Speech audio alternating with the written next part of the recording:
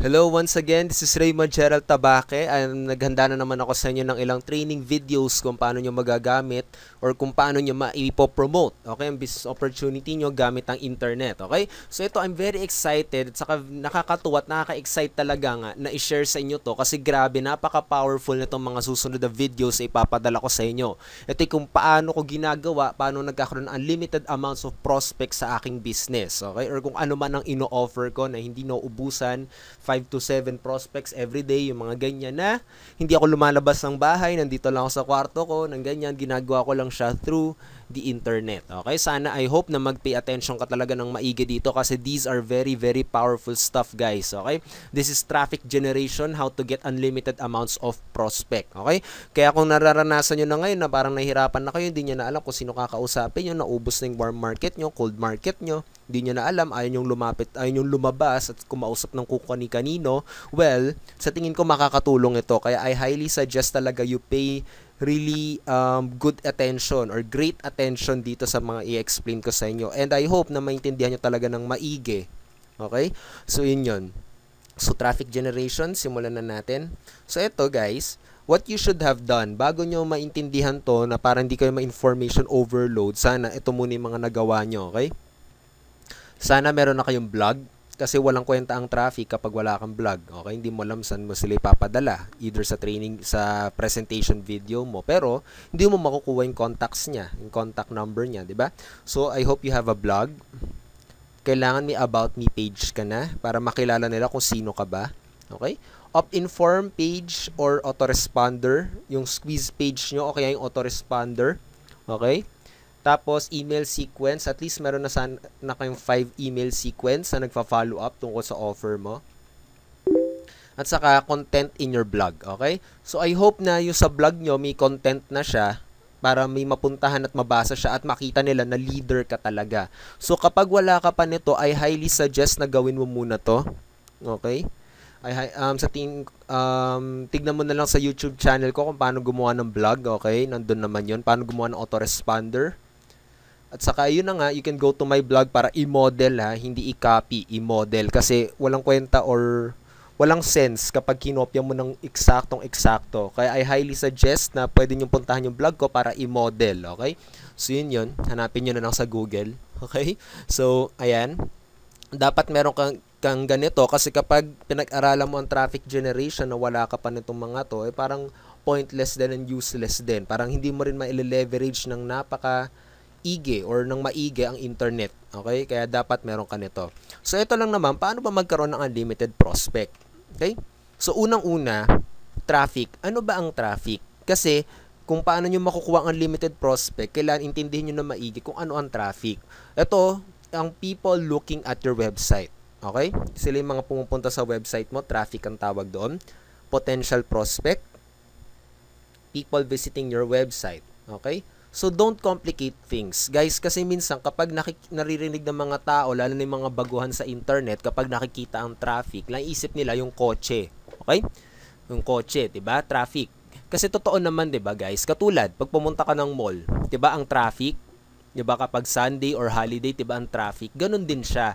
Ito yung mga taong pumupunta sa mall or sa website mo. Okay? Yun lang yun. Don't complicate things. Yun lang. Okay? Huwag ka na mag-isip ng kung ano ng technical stuff, ng mga ganyan. Yun lang yun. People looking at your website at pumupunta sa website mo. Yun lang. Okay? So, ayan, ito guys, just an example lang naman kasi ito, tatandaan nyo na maigi, yung blog nyo ay para siyang mall or isang business o building nyo sa business nyo. Okay? Alam nyo naman ng mega mall, diba? Ito, medyo lumang picture to, pero alam nyo naman ng mega mall, diba? Minsan, ang hirap pumunta dyan dahil sa sobrang daming tao. Ganun yun, okay? Isipin nyo yung blog nyo ay parang mega mall. Okay? Of course, ang mega mall, kailangan may mga prospect, may mga tao, di ba? So, yun guys. Isipin nyo na lang, ang blog nyo ay parang ganyan. May mga taong pumupunta sa loob ng mall, di ba? Minsan may mga mall na may counter sila, di ba? Yung pag pumapasok ka, parang binibilang ng mga guard kung ilan ang pumapasok. Ayan.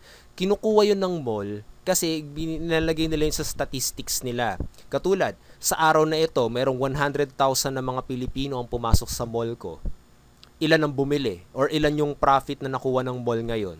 So, parang by numbers. Okay? Na-analyze sila. Dapat ganun din kayo mag-isip sa business nyo.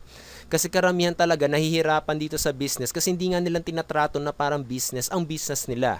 Okay? Para sa kanila, copy-paste, masaya na sila doon. Pero no, okay?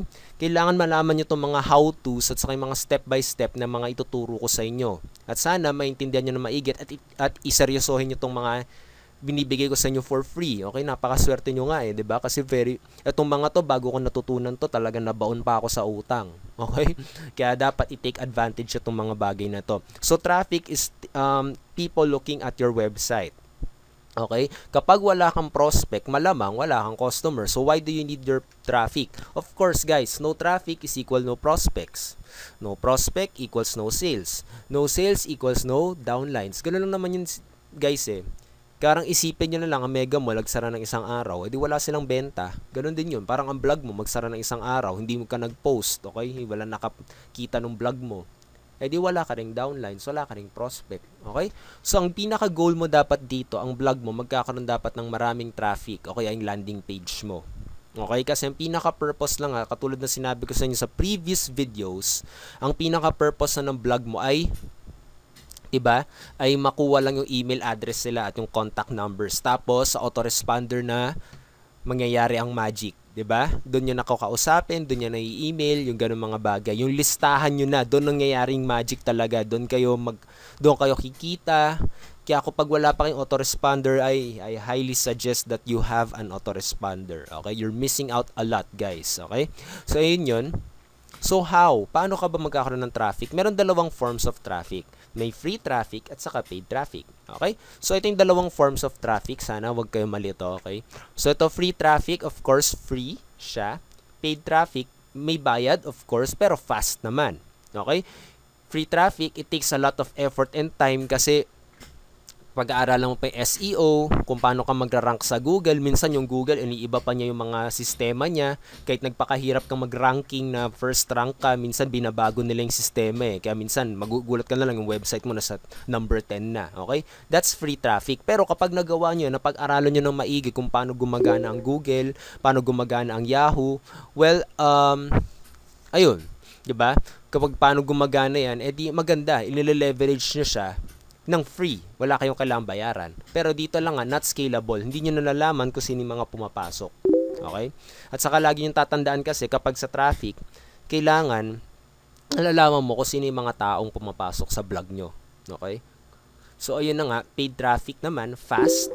Katulad, piso per traffic. Okay? Katulad ng ganon, piso per traffic. Katulad, 1 piso lang, may 1 tao ka na. 'Di ba? Kapag 10 piso ang binayad mo, may 10 tao ka na. Malay mo sa 10 taong 'yon, 'di ba? Isa doon maging prospect mo. Okay? Tapos yung prospect mo maging downline mo, 'di ba? So sabihin mo natin 10 piso, meron kang isang downline. Posible 'yun, guys. Okay? Kung napag-aralan niyo na maiging traffic, okay? So yun guys, kaya fast siya, scalable, nalalaman niyo kung sino yung mga taong 'yun dahil very targeted nga. Kayang-kaya niyo i-target, measurable, saka easy lang. Isi-set up nyo lang ng isang beses, tapos titignan nyo na lang yung stats. Okay? Ganun siya. Hindi siya ganun. Kahit hindi ka marunong sa internet, kayang-kaya mo magkaroon ng maraming traffic na super laser targeted pa. Okay?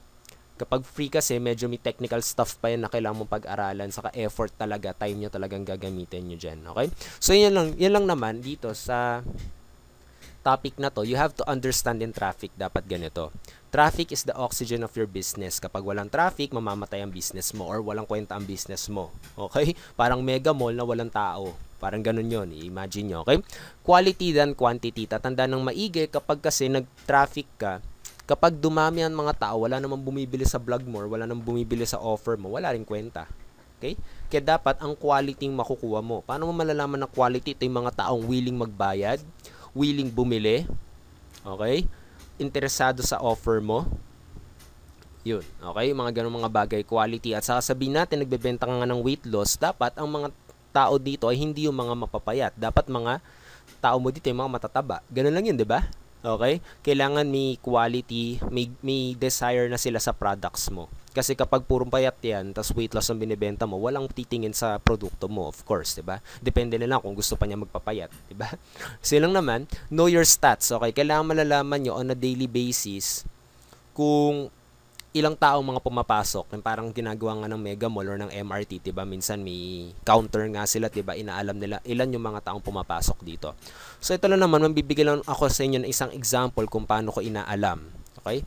So kung pupunta tayo dito sa desktop ko, okay? Ito yung blog ko, 'di ba? Of course, ang blog ko, ang purpose ko nga dito ay para makuha yung email saka yung first name nila. Okay? Tapos sa autoresponder na ako gumagawa ng business ko talaga. Okay? So yun lang naman. So dito, pag pumasok ka sa blog ko kasi, mapupunta ka sa ganito, dashboard. Okay? So dito sa dashboard ko, dito ko nalalaman kung ilan ang traffic ko. Okay? Sa Google Analytics. Okay? So yan yun. So dito, pinapakita dito, per day, katulad sa per day. Okay? So dito sa day na to, 609 visits. Okay, yan nakukuha ko. Okay? So yun yun, ibig sabihin, ayan, average time on sites, new visits, 50%. So ang dami kong mga new visits per day.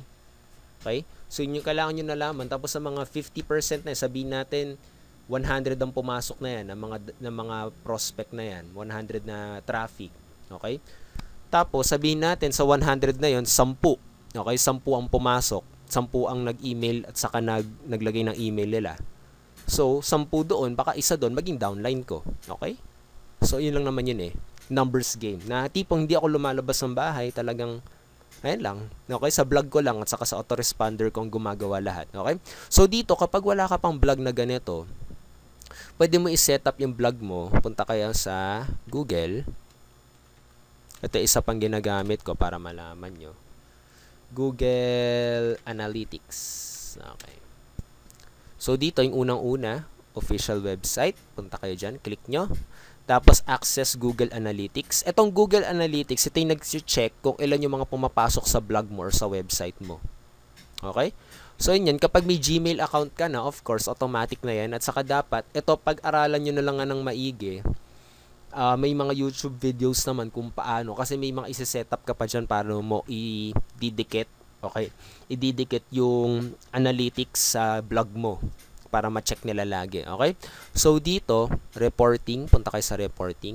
Kapag naka-setup na yung blog mo at saka yung Google Analytics, ayan, makikita mo dito kung ilan. So, ayan na nga, 50% new visitors. Napakadami ko new visitors. Yes naman. Okay? At saka, ayan, makikita nyo dito 1,672 pages visit. Saka dito makikita nyo per day kung ilan ang pumapasok na ano. Ayan, sabihin natin yan. Ngayon, okay, sabihin natin ngayon. Ayaw magulo yung ano. Pero ngayon yan, okay. So ngayon, meron akong 32 visits, okay, sa umagang to. So ayan. And mostly, minsan tuloy-tuloy na yan, okay? Kaya minsan umabot ako ng mga 60 visits per day. Okay, sa 60 visits na yon, minsan 10 doon magiging mag-opt-in, okay? Or 5 doon mag-opt-in, tapos isa doon magiging downline or bibili ng product na ino-offer ko. Okay? So, yun lang naman yun, guys. That's how I do it every day. Kung paano ko chine-check yung stats. Okay? Pupunta ako sa Google Analytics. Okay? So, punta ulit tayo sa PowerPoint natin. So, ayan. So, tandaan ng maigi, guys, that traffic is the easiest part in your business. Ito yung pinakamadali sa lahat. Okay? Paano magkaroon ng visitor sa inyong blog at saka sa inyong landing page. Madali lang siya, guys, actually. Ang pinakamahirap talaga ay paano nyo kakausapin yung prospect nyo. Okay? Kung paano nyo influence, kung paano nyo sasabihin sa kanya na talagang makakabuti ito sa buhay nila, na talagang dahil dito sa product na ito, gaganda ang buhay nila. Yun yung mahirap talaga, yung challenging sa business natin. At paano nyo malalaman yon? Well, get to Alpha Attraction Marketing. Okay? Alpha Attraction Marketing. Kunin nyo yon, get it, study it. A very good investment for your business. I'm telling you, kung di nyo pa nakukuha yun, you're missing out a lot. Okay? This is your business. You have to invest in your business. Okay? Kaya yun. And also, kung ganun pa nga, you have to study more, study about influence. Okay? Bili kayo ng mga books, okay, ng influence. Study nyo yung libreng ebook na binigay ko sa inyo sa last module, okay? Yung How to Win Friends and Influence People. Basahin nyo yun. I-apply nyo yun sa business nyo. Ayun. At saka kailangan nyo gamitin yung autoresponder. Okay? So, yun lang yun. You have to understand that traffic is the easiest part. Okay? So, ito lang naman. So, i-end ko na tong video na to. Pero bago doon, ito yung pag-uusapan natin. Okay? Demonstration of how I gain traffic to my blog. So, para siyang workshop. Papakita ko sa inyo kung paano ko ginagawa. Yun yung next video natin. Free siya at saka paid. Okay? Free at saka paid. Ipapakita ko sa inyo how I have 5 to 7 interested prospects every day about my offer. Okay, yung dalawang yan, yung i-ano natin, i-discuss natin sa next video, and I hope na dahil dyan, napakaganda nitong topic na to na very, ano siya, very powerful and very valuable. Sana i-take advantage itong mga free na binibigay ko sa inyo. Kasi tandaan ng maigi, ang intention ko talaga dito ay para tipong matulungan kayo kung saan kayo pupunta dapat. Okay, kung ano yung dapat mga bagay na i-investan nyo para sa pagpapalevel ng business nyo, kung paano nyo i-level up ito, at saka the very best I can to give you free value, yung mga ganyan mga bagay. Okay? So yun lang naman, I hope that nakakatulong ako, nagiging parte ako ng buhay nyo sa business life nyo in online business. Either it's network marketing or internet marketing. Sana na-apply nyo itong mga to. Okay? Kasi yun lang naman ang intention ko talaga, magkaroon tayo ng isang very positive community na alam natin ang ginagawa natin. Kasi kapag alam nyo itong ginagawang to, okay, mababawasan yung mga negatibo sa ating community. Okay, at kapag nabawasan ng mga negatibo, sa tingin nyo, dadali ba ang buhay nyo? Dadali, di ba? Mababawasan yung mga negative at mga skeptical. Kapag mas nadamihan natin ng mga positive, matatalo yung mga negative, magiging positive na rin sila, di ba? Ganun lang naman yun, guys, eh. Kaya ito yung intention ko na sana mahawa ko rin kayo sa passion kong ito, kung bakit ko ito binibigay. Kahit alam kong pwede ko kayong singilin dito for 5,000, ito mga value na binibigay ko, or 10,000. Actually, 30,000 nga gusto ko dito eh, pero for free, okay? Kasi for opting in your email, and you're very lucky that you are my subscriber. Ganun yun. I love my subscribers, kaya binibigay ko to sa inyo, okay? So lang naman yun, guys. Watch out for your inbox. I hope you click the like button. I hope you leave your comments below, ask questions, okay? And tell me what you think, okay? So yun lang naman yun, guys. Lagi nyo lang tatandaan na yung traffic naman, ito yung pinakamadaling part, okay? Kailangan lang tandaan na ang traffic is just eyes on your website. Huwag nyo na i-complicate things. Mamili na lang kayo kung saan kayo mas komportable, sa free or sa paid. Pero I highly suggest kung business talaga, kung seryoso kayo sa business nyo, na talagang ito yung gagawin nyo for the rest of your life, time freedom, financial freedom at your house at with your family, I suggest that you invest in your business. Una, get the Alpha Attraction Marketing. Doon nyo malalaman yung mga psychology, kung paano mag-isip ang tao, kung paano nyo influence ang tao in a very good way, okay? Not manipulation, in a very good way. Kung paano nyo kakausapin, paano nyo si-set up, lahat na yun, pwede nyo i-review lahat, nandun na yun lahat, okay? And also, I hope kung kaya nyo, kung ready na kayo, you choose paid traffic. Okay? Mas mabilis ang resulta, mas mabilis kayo matututo, mas mabilis at mas malalaman yung business nyo. Okay? Parang isipin nyo na lang, guys, ang mga business, di ba? May mga commercial sila. Okay? Mga ganun mga bagay, di ba? May mga commercial, binabayaran nila yon. Pero pag gamit nyo sa internet, isipin nyo, pag nagpa-commercial kayo, piso lang ang gastos. Magandang investment ba? Maganda, 'di ba? Hindi natin na-afford 'yon kapag offline kasi mahal naman talagang magpa-TV, 'di ba? Pero kapag sa internet, kaya mo magpagawa ng parang commercial sa Facebook, ₱1 lang. Okay? Kaya yun. I hope you take advantage of those, you leverage those things na mga sinasabi ko sa inyo, at sana makapagbigay sa inyo ng resulta to. Okay? So yun lang naman yun, guys. Watch out for your inbox for the next video. Ituturo ko sa inyo doon live demonstration kung paano ko ginagawa, at sana makapagbigay ng value sa inyo kung paano nyo rin sisimulan yung business nyo. Okay? So I hope, guys, marami kayong natutunan dito. I hope na kung kaya nyo i-share to sa downlines nyo, i-share nyo, okay? Para at least nakatulong tayo sa kanila, para lumaki din ang grupo nyo. And I hope that you leave your comments below and tell me what you think, okay? Para malaman ko kung ano pa yung mga pwede kong itulong sa inyo. Okay? So na naman yun, guys. Once again, this is Raymond Gerald Tabaque. Lagi ko sinasabi sa inyo, keep on learning, guys. Keep on learning talaga, and try and give value. And the bigger that you give, the bigger that you will get. Okay? Ganun talaga. That's the law of the universe. Lahat ng successful people yan ang sinasabi kasi it's really true. Okay? So yun naman yun, guys. I will see you again on the next training module. Okay? So have a great day. Have an awesome day. Always keep on learning. Success will truly follow you. This is Raymond Gerald Tabaque, and I will see you again. Okay? So, bye for now, guys. Bye.